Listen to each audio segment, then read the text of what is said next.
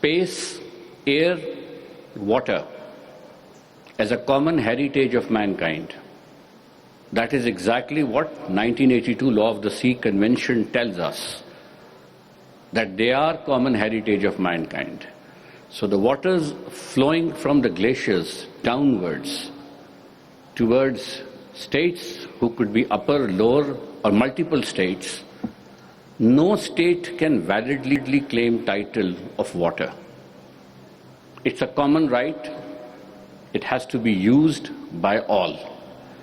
With this fundamental feature inherent, it is obvious that a water flowing from one country to another can't be stopped or diverted by its very nature. And that is one reason why we come to this conclusion that in all treaties that have been executed between upper and lower riparian, the just use principle or entitlement of use of water by each has been enshrined and codified. The Indus Water Treaty is no exception to it.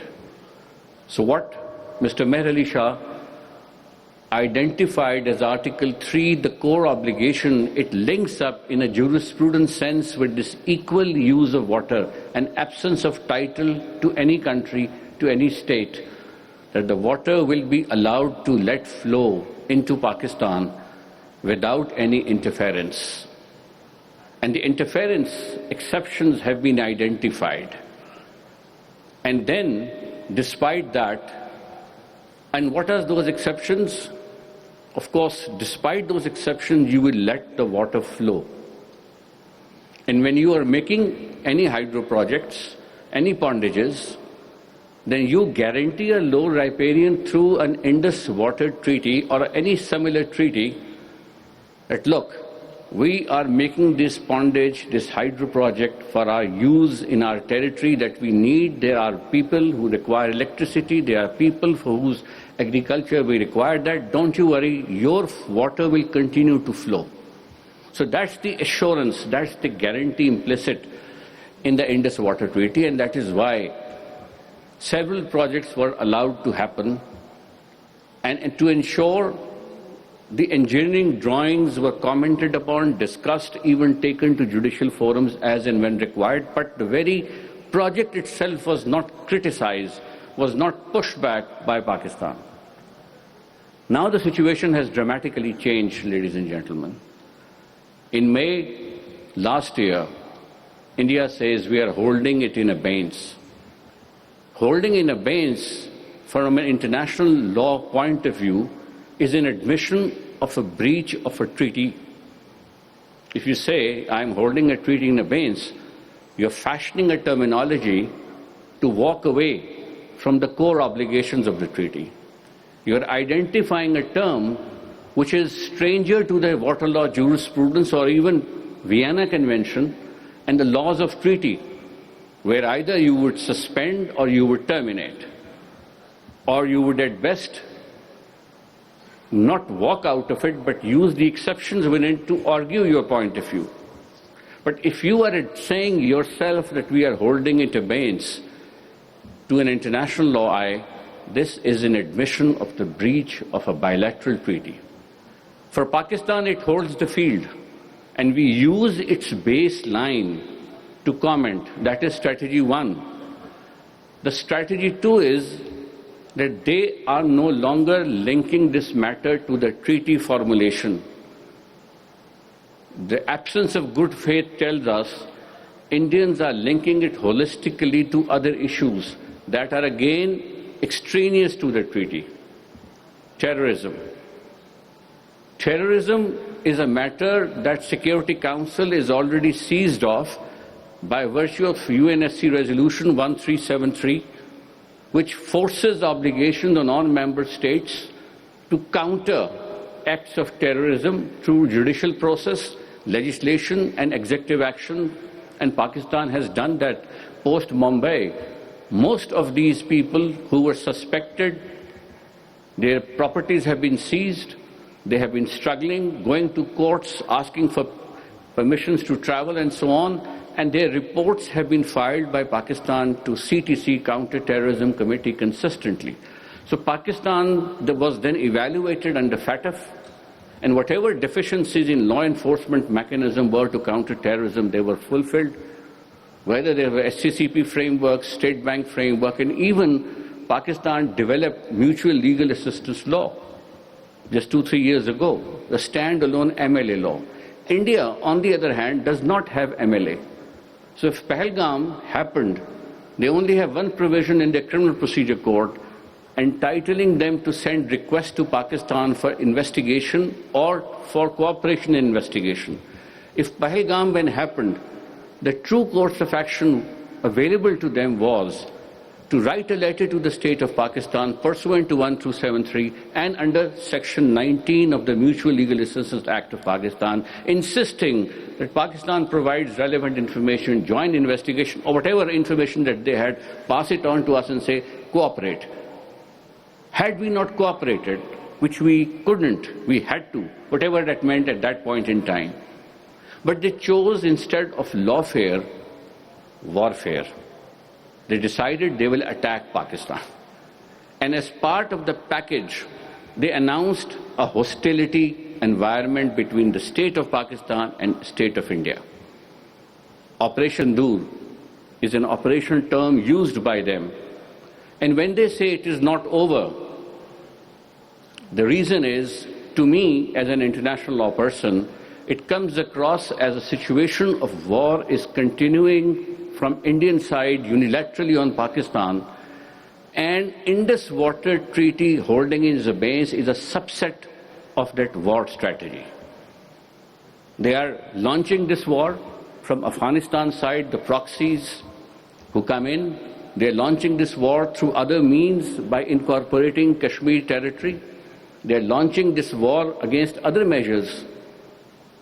And now IWT holding in abeyance is partially because, in their reckoning, since they have claimed the territory of the Kashmir under Article 370 pursuant to Presidential Order of 5th August 2019, and they have got it verified by the Supreme Court of India. So in their reckoning, they claim the territory over which Kashmir, over which Indus and other waters flow. And it is in their strategic calculation one way to dislodge IWT as well, to remove it off. And when they do that, which they have done, it is a serious wrong under articles of state responsibility which were prepared by International Law Commission, which, and you can clearly demonstrate without much arguments that this holding in abeyance tantamounts to a serious international wrong which permits Pakistan countermeasures, both coercive and non-coercive in nature. Pakistan has been exercising restraint as much as it can. It will continue to do so. It will continue to exercise lawfare measures, which mean writing to the UN Security Council, to the P5 members, because it is no longer a treaty matter, ladies and gentlemen. It has become an issue of the UN Charter, where there is a threat to regional peace and security. So the jurisdictional mandate, apart from judicial apparatus under IWT, is now with the P5, is by with the Security Council and the Office of the UN Secretary General, because it is his office who has to take cognizance that a situation is deteriorating in subcontinent between two countries, and deteriorating fast. And there have been multiple efforts being made to salvage, and the state of Pakistan, through its ministers, its prime ministers, its military chief, has made it known to the global community that we will be left with no choice except to resort to certain measures that we don't want to. And in that case as well, in another seminar, we were discussing that yes, dams and dikes are traditionally protected sites under Geneva Convention Additional Protocol Article 1, Article 56, 52 to be specific, for the reason that mischief escapes from them and that causes a lot of damage to civilian property. But up to the point when the pondage is filled with water, the protection is not triggered. So you have a time zone of considering extreme actions that, as I said, Pakistan will be reluctant. So it's become an issue of the UN Charter that the situation between India and Pakistan is deteriorating fast, and the pretext remains IWT. It's a larger frame of an armed conflict that India has imposed upon us, and it is using various measures, and IWT continues to be a subset of that war work. I also suggested in one of my write-ups, and we did it when the PMLN government was there last time in 2016, I believe, an idea of legal diplomacy between India and Pakistan. A recommendation was we organized a seminar, and in that seminar we even invited people from the Indian High Commission, and we said that we issued several issues, Kashmir, Siachen, Sir Creek, have partially legal dimensions to them. Each issue has a legal angle to it. So let's legal sides on both the sides, legal team on both the sides, sit together and examine if they can hammer out various options from a legal point of view and then present it to the political leadership. But again, as I said, the responses do not seem to be. So the rule book, what India has to also realize that if it moves away from the global rule book, the treaties that we are talking about are not 1, 2, 3. They are a stack of treaties, ladies and gentlemen. And if you go to the UN Treaty Series website, you will be taken aback that there are millions of treaties. They constitute the rule book of global order, not 1 or 2. The more you move away from the rule book of global order, the more you lose credibility and standing. The more you bear cost. President Trump, we remember when he said statements on Alaska and Canada, the cost was evident. The allies began to move away. So irresponsible attitude from the Indian side on a treaty which is otherwise known to be a boundary treaty, which is otherwise known to be given enhanced sanctity under Vienna Convention and customary norms, is that they are beginning to bear the cost of being alienated. And one reason why Pakistan is leading in the regional discussions and alternative dispute resolution mechanism is because Pakistan wants to behave as reasonably as possible, as legally correct as possible, and that is how its teams and its measures are responding to that. So my concluding remarks would be that there is absence of good faith on the part of our Indian neighbor, and we sense it very clearly.